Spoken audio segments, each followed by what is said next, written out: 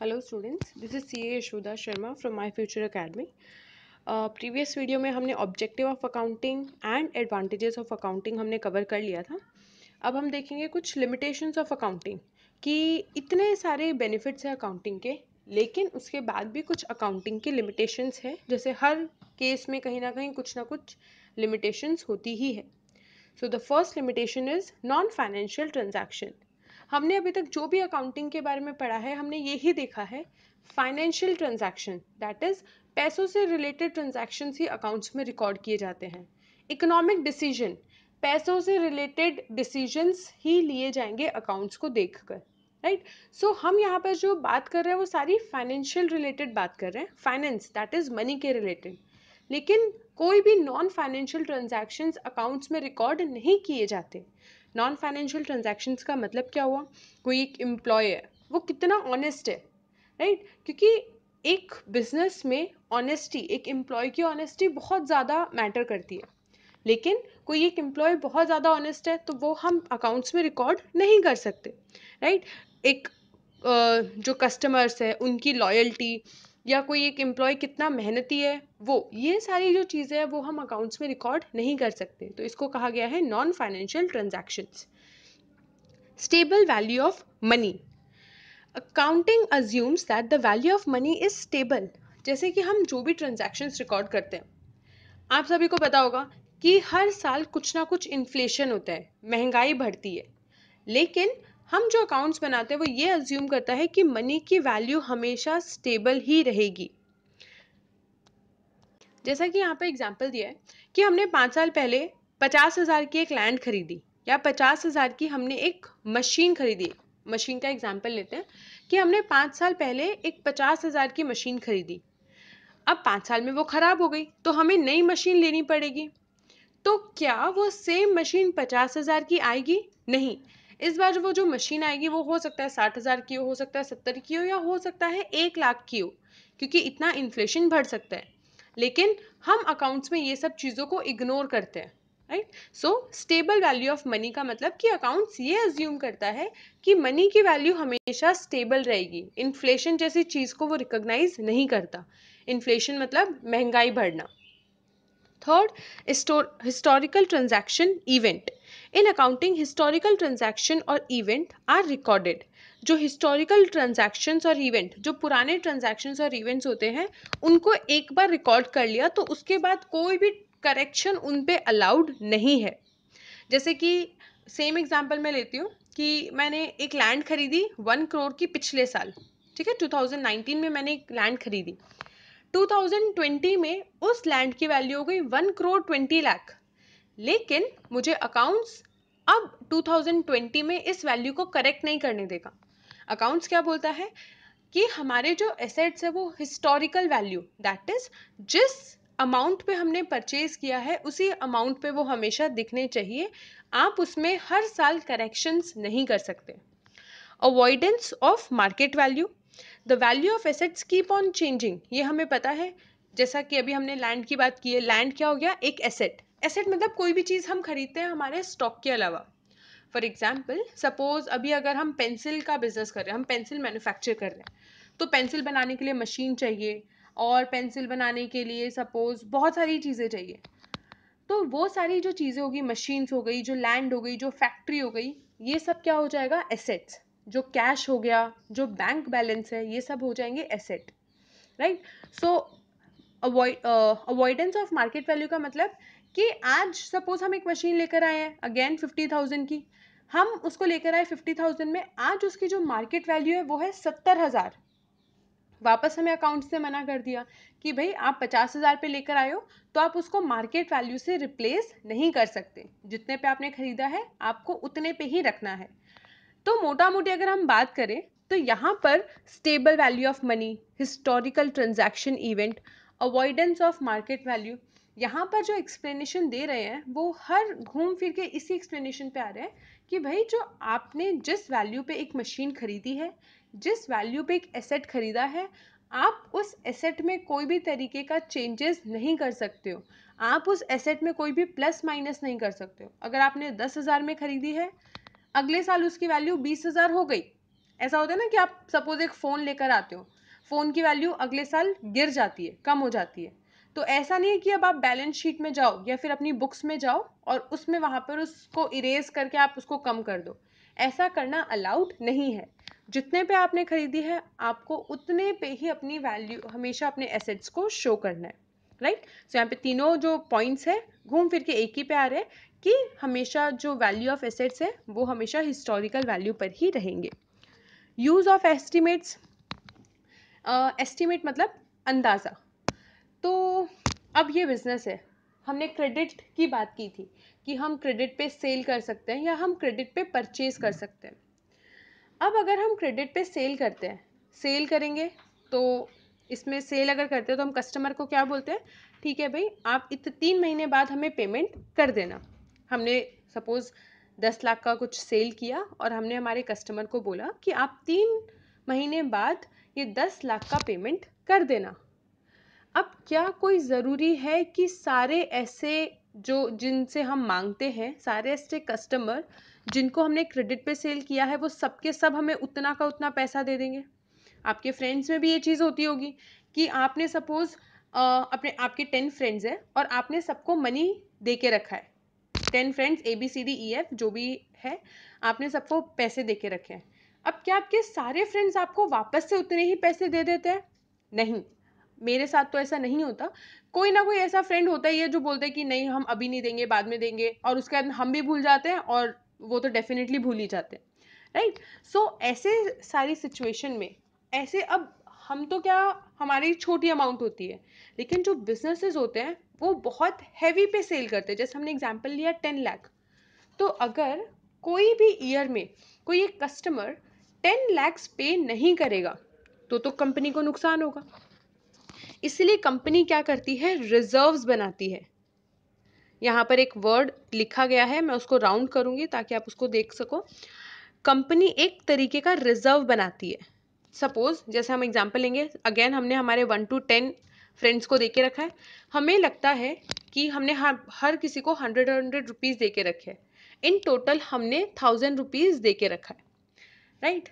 सो मुझे यहाँ पे लगता है कि 200 रुपीज़ मेरे पास वापस नहीं आएगा, मुझे ऐसा लगता है। तो यहाँ पर ये क्या हुआ, एस्टिमेट। एस्टिमेट का मतलब अंदाज़ा।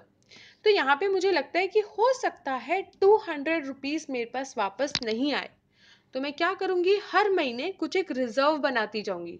रिजर्व मतलब मैं मेरी तरफ से एक बॉक्स लूँगी और उसके अंदर 50 रुपीज़ डालती जाऊँगी, ताकि इन केस ऐसा हो कि कभी कोई मुझे मेरा फ्रेंड वापस रुपए ना दे तो मैं जिसको रिस्पॉन्सिबल हो, सपोज मदर को रिस्पॉन्सिबल है या हम फादर को रिस्पॉन्सिबल है, तो हम जाके हमारी तरफ से उनको वापस पैसा दे दे, राइट। ऐसा ही होता है कंपनीज में भी, यही चीज होती है। कंपनीज के 1 2 3 400 200 बहुत सारे ऐसे कस्टमर्स होते हैं जिनको वो क्रेडिट पे सेल करते हैं।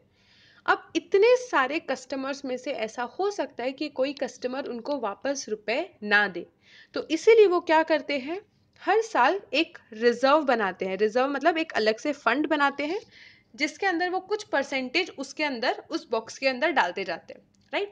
तो उसको बोलते हैं रिजर्व बनाना। एक अलग से हमारा बॉक्स बनाते हैं, बॉक्स नहीं होता, हम इस पर डिटेल में बात करेंगे, लेकिन हम इसको समझने के लिए ऐसा करेंगे कि एक अलग से रिजर्व बनाते हैं जिसके अंदर वो एक अमाउंट ऑफ रुपीज़ डालते हैं। अब क्योंकि ये एस्टिमेट है, क्योंकि वो अंदाज़ा लगाते हैं, इसीलिए कोई ज़रूरी नहीं है कि वो उनका अंदाज़ा हमेशा सही ही हो। जैसा हमने 200 का रिजर्व बनाया, राइट, हमें ऐसा लगता है कि 200 रुपीज़ हमारे पास वापस नहीं आएंगे, तो क्या ऐसा ज़रूरी है कि 200 ही नहीं आए? हो सकता है 100 वापस नहीं आए, या हो सकता है पूरे 1000 वापस नहीं आए, या हो सकता है 800 नहीं आए। तो यहाँ पर हम क्या कर रहे हैं, खाली अजम्पशंस पे खेल रहे हैं। तो इसीलिए ये एक उसका लिमिटेशन है कि हमें अकाउंटेंसी में हमेशा कुछ ना कुछ कहीं पे एस्टिमेट करना होता है, कुछ अजम्पशंस लगाने होते हैं जो कि हम हमारे पास्ट एक्सपीरियंस पे लगाते हैं। जैसे हमारे 10 फ्रेंड्स हैं, हमें पता है कि उसमें से A और B तो ऐसे हैं कि जो कभी भी नहीं देंगे, तो वो हम हमारे पास्ट एक्सपीरियंस पे वो अलग से फंड बनाते हैं। उसके लिए वर्ड क्या यूज़ किया है, रिजर्व। यहाँ पे एक और वर्ड यूज़ किया है बेड डेट, जो कि हम आगे पढ़ेंगे। अभी हम इस बेड डेट वर्ड पे फोकस नहीं करेंगे। यूज ऑफ एस्टिमेट्स ये हो गया। Then dual standards. Dual standard, dual standard का मतलब तो आप समझते ही होंगे। जैसे हम किसी को बोलते हैं कि भाई ये डुअल स्टैंडर्ड है, दो मुंह की बात करते हैं, वैसे ही अकाउंट्स भी दो मुंह की बात करते हैं। कैसे? अकाउंट्स के जब हम स्टेटमेंट बनाते हैं तो हम दो तरीके के अकाउंट्स, दो तरीके के यहाँ पे बनाते हैं। एक हम बनाते हैं प्रॉफिट एंड लॉस अकाउंट, जिसमें हम पूरा प्रॉफिट, फर्म प्रॉफिट कर रही है या लॉस कर रही है। एक हम बनाते हैं बैलेंस शीट। बैलेंस शीट के अंदर हमें ये पता चलता है कि फर्म में कितनी एसेट्स और कितनी लायबिलिटीज है। तो जो प्रॉफिट एंड लॉस अकाउंट बनता है वो बनता है करंट प्राइस पे, और जो बैलेंस शीट है वो बनती है हिस्टोरिकल प्राइस पे। करंट प्राइस मतलब अभी जो प्राइस चल रहा है।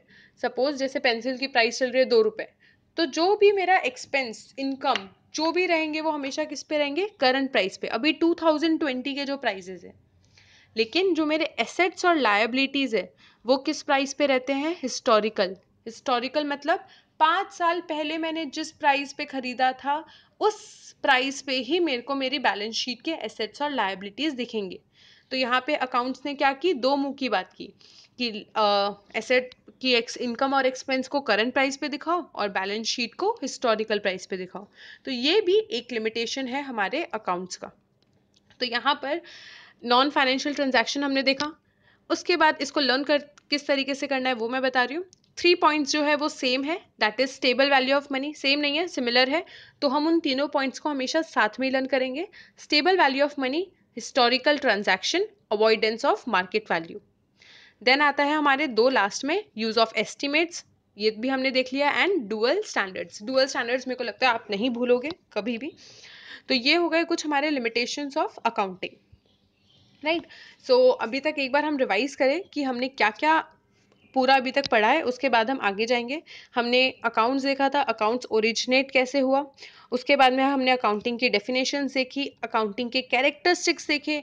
कैरेक्टरिस्टिक्स से हमने एडवांटेज और लिमिटेशंस बनाए। कैरेक्टरिस्टिक्स में थे फाइनेंशियल कैरेक्टरिस्टिक्स, अकाउंटिंग फाइनेंशियल बताता है, money as a medium of exchange, classification and analysis of transactions, interpretation of transactions.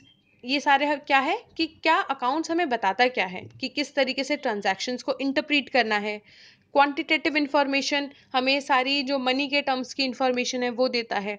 Economic decision, हम कोई भी इकोनॉमिक डिसीजन ले सकते हैं। इकोनॉमिक डिसीजन मतलब मनी से रिलेटेड जो भी डिसीजन हो कि हमें कौन सी कंपनी में इन्वेस्ट करना है, कौन सी कंपनी में नहीं इन्वेस्ट करना है, कितने क्रेडिटर्स को पे करना है, ये सारी चीज़ें हो गई हमारे economic decision. And historical information, these are the characteristics. Coming to objectives कि भाई हम इतनी मेहनत क्यों कर रहे हैं, तो ये रही हम इतनी मेहनत क्यों कर रहे हैं। फर्स्ट, परमानेंट रिकॉर्ड, एक बार की मेहनत हमारी जिंदगी भर काम आएगी। क्यों? क्योंकि हमने ये रिटर्न फॉर्म में लिखा है, तो रिटर्न फॉर्म में लिखी हुई चीज़ें कहीं पर जाती नहीं है, तो ये हमारे परमानेंट रिकॉर्ड है। To know the effect of each transaction, हर दिन कुछ ना कुछ ट्रांजैक्शंस होते हैं, उनका कहाँ पर क्या इफेक्ट आ रहा है कि हम 2 रुपए में परचेज कर रहे हैं रॉ मटेरियल, उनको सेल 5 रुपए में कर रहे हैं, तो हर हर ट्रांजैक्शंस लिंक्ड होता है कहीं ना कहीं, और वो लिंक हम तभी समझ पाएंगे जब हम ये अकाउंट्स को प्रिपेयर करेंगे। To know the influential factors to determine the tax liability, tax के बारे में भी हमने बात की थी कि क्या होता है टैक्स, और टैक्स किस पे किया जाता है? इनकम पे। तो अगर हम इनकम अच्छी तरीके से निकालेंगे तभी हम टैक्स की लायबिलिटी को डिटरमाइन कर पाएंगे। लायबिलिटी का मतलब होता है कर्जा। अब क्योंकि ये हम पे भार है, हम पे कर्जा है, कर्जा मतलब एक तरीके से मैं ऐसा भी बोल सकती हूँ, सर पे भार, कि हमें टैक्स पे करना है, करना पड़ेगा।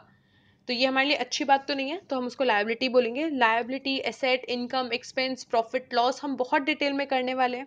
Bad debts, bad debt reserve, ये सारी चीज़ हम करेंगे लेकिन थोड़ा फ्लो में। Next, to know the quantum of payables, payables और रिसीवेबल्स पे भी हमने बात की थी। पेबल्स मतलब कितना पे करना बाकी है, रिसीवेबल्स मतलब कितना रिसीव होना बाकी है। पेड मतलब कितना पे कर दिया, रिसीव्ड मतलब हमें कितना मिल गया। To measure the profitability of business, लेना देना तो हमने देख लिया, लेकिन सबसे इंपॉर्टेंट काम क्या है? Profitability, right. ये सब हम क्या कर रहे हैं? ऑब्जेक्टिव ऑफ अकाउंटिंग, कि हम अकाउंट्स बना तो रहे हैं लेकिन उसका ऑब्जेक्टिव क्या है। And to know the economic status of the business, economic status हम कहाँ से पता कर पाएंगे? बैलेंस शीट से। इकोनॉमिक स्टेटस कौन बताता है? Balance sheet. बैलेंस शीट में होते हैं हमारे एसेट्स एंड लायबिलिटीज। थोड़ा सा देख लेते हैं हम वापस से। हम दो चीज बनाते हैं, P&L account and balance sheet. P&L account हमें क्या बताता है? प्रॉफिट एंड लॉस, नाम ही यही है प्रॉफिट एंड लॉस अकाउंट, तो हमें यही बताएगा कि फर्म कितना प्रॉफिट कर रही है, कितना लॉस कर रही है। प्रॉफिट कैसे कैलकुलेट होता है? सिंपल सी बात, आपने कितने में बेचा, कितने में खरीदा था, जो भी डिफरेंस होगा वो होगा प्रॉफिट। तो P&L अकाउंट हमें बताता है profit and loss. Balance sheet हमें बताती है एसेट्स एंड लायबिलिटीज, कि मेरे फर्म में कितने एसेट्स है और कितनी लायबिलिटीज हैं। इस बैलेंस शीट को शॉर्ट में बोलते हैं economic status of a firm, to detect and avoid the errors and fraud. इस पे भी हमने बात की थी। फिर आता है एडवांटेजेस ऑफ अकाउंटिंग। अब अकाउंट्स के ऑब्जेक्टिव्स पता चल गए, उसके एडवांटेज भी देख लेते हैं। अवेलेबिलिटी ऑफ अकाउंटिंग इन्फॉर्मेशन, हम पूरे साल हमारे पास अकाउंटिंग की इन्फॉर्मेशन रहेगी, हमें प्रॉफिट पता चल पाएगा, फाइनेंशियल स्टेटस पता चल पाएगा। Again financial status, economic status, both are same. ये दोनों हमें किससे पता चलेंगे? बैलेंस शीट से। अगर फाइनेंशियल स्टेटस, इकोनॉमिक स्टेटस की बात करें तो आपके दिमाग में क्या स्ट्राइक होना चाहिए? Balance sheet. Tax planning, valuation of business, decision making as an evidence and comparison with the past operations. Two more, moral control and corrective measures. Initially आपका ये काम है कि आप सारे हेड पॉइंट्स साथ साथ में लर्न करते जाए, ताकि बाद में उतना ज़्यादा प्रेशर नहीं आए। लिमिटेशंस आज हम बहुत अच्छी तरीके से कर चुके हैं। Accounting as a language, day 1 that is first video में मैंने बताया था कि अकाउंटिंग एक लैंग्वेज है, अकाउंटिंग लैंग्वेज है। तो काफ़ी स्टूडेंट सोच रहे होंगे कि भाई ये लैंग्वेज यूज़ कहाँ पे आती है? जो ये लैंग्वेज है वो यूज़ आती है इन द बिजनेस। डेफिनेटली हमें ये पता करना है कि कोई मेरे से पूछे कि प्रॉफिट क्या है, लॉस क्या है, कितने डेटर्स है, कितने क्रेडिटर्स है, क्या बेड डेट है, क्या रिजर्व है, इतने अलग अलग वर्ड्स है, ये इतनी अलग अलग चीज़ें हैं, इसीलिए इसको पूरा एक लैंग्वेज बता दी। और ये जो लैंग्वेज है वो है बिजनेस की लैंग्वेज। अब यहाँ पे बात कर रहे हैं कि जो अकाउंटिंग है वो एक साइंस भी है, अकाउंटिंग एक आर्ट भी है। कैसे? साइंस में आपने पढ़ा होगा कि साइंस के अंदर बहुत सारे रूल्स, रेगुलेशंस, प्रिंसिपल्स यूज होते हैं। वैसे ही अकाउंट्स के अंदर भी अलग अलग तरीके के रूल्स, रेगुलेशंस, प्रिंसिपल्स होते हैं, और उन रूल्स, रेगुलेशंस, प्रिंसिपल को यूज़ करके ही हम अकाउंट्स प्रिपेयर करते हैं। ये जो सारे रूल्स, रेगुलेशंस और प्रिंसिपल है वो यूनिवर्सली एक्सेप्टेड प्रिंसिपल्स होते हैं। साइंस कोई भी चीज़ तभी हो सकती है जब वो यूनिवर्सली एक्सेप्टेड हो। और जो हम अकाउंट्स में, सारे अकाउंट्स में नहीं लेकिन कुछ रूल्स, प्रिंसिपल्स हम ऐसे फॉलो करते हैं जो यूनिवर्सली कोई भी कहीं पर भी बैठ के अगर अकाउंट्स प्रिपेयर करता है तो वो सारे प्रिंसिपल्स को फॉलो करता है। इसी रीज़न की वजह से अकाउंट्स को साइंस बोला गया है। Apart from science, account is also an art, एक आर्ट है, और इसीलिए अकाउंट्स को 3 कैटेगरीज में डिवाइड किया गया है: financial accounting, cost accounting and management accounting. क्यों एक आर्ट बोला है? क्योंकि अकाउंट्स हर कोई प्रिपेयर नहीं कर सकता। अकाउंट्स बनाने के लिए एक स्पेसिफिक स्किल्स चाहिए, जिसके पास वो स्पेसिफिक स्किल्स होगी वो ही उस अकाउंट्स को प्रिपेयर कर पाएगा, राइट? उस अकाउंट्स के नेचर को समझना चाहिए कि किस तरीके से अकाउंट्स बनाए जाते हैं, और ये सारी चीज़ किसी को पता होगी वो स्पेसिफिक पर्सन ही अकाउंट्स प्रिपेयर कर पाएगा। इसीलिए हम एक अलग से पूरा सब्जेक्ट पढ़ रहे हैं, दैट इज अकाउंट्स, राइट? सो अब जो नेक्स्ट वीडियो होगी उसमें हम कुछ क्वालिटेटिव कैरेक्टरिस्टिक्स ऑफ अकाउंटिंग देखेंगे। हमने बहुत ज़्यादा क्वांटिटेटिव टर्म्स में बात किया है, quantity that is money related बात किया है, लेकिन अपार्ट फ्रॉम क्वांटिटेटिव कुछ अकाउंटिंग के क्वालिटेटिव कैरेक्टरिस्टिक्स भी हैं जो कि हम नेक्स्ट वीडियो में कंटिन्यू करेंगे।